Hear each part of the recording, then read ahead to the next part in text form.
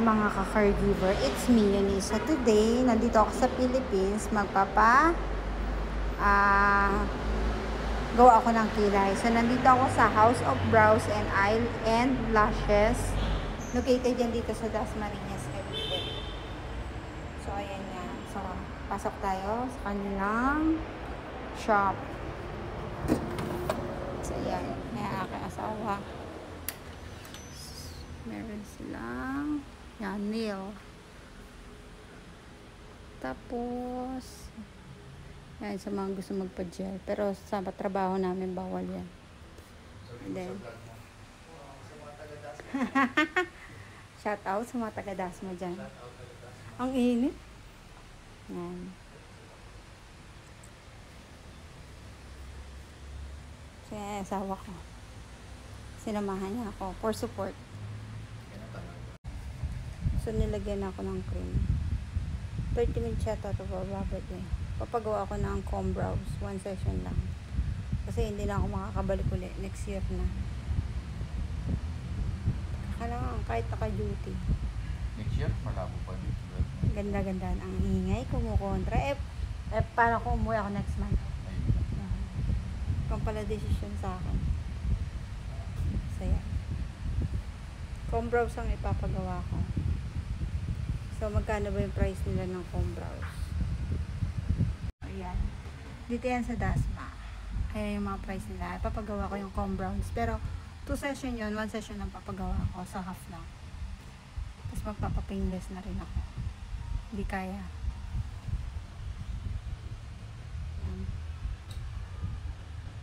House of Brows and Lashes. Meron din sila sa labi.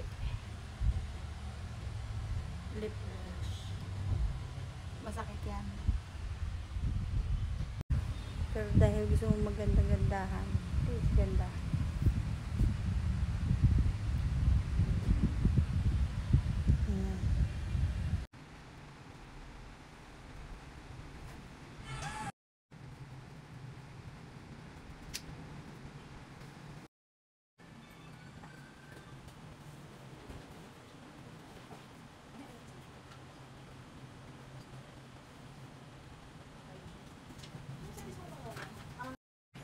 Ayan.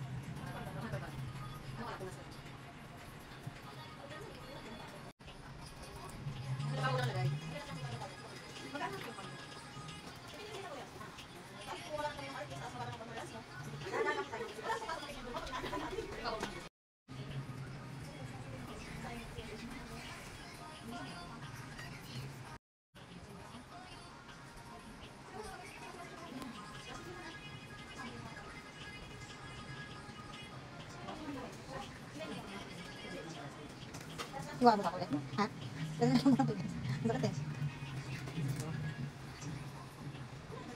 Pero dito lang naman kasi masakit eh. Pero lagyan mo na rin pareho.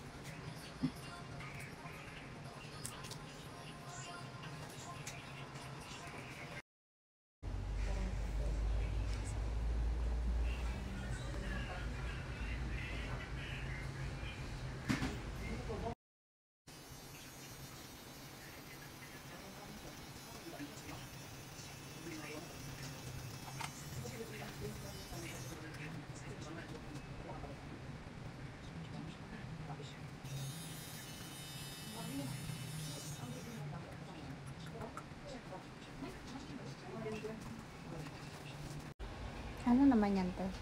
Pero hindi siya gano'n ito. Ang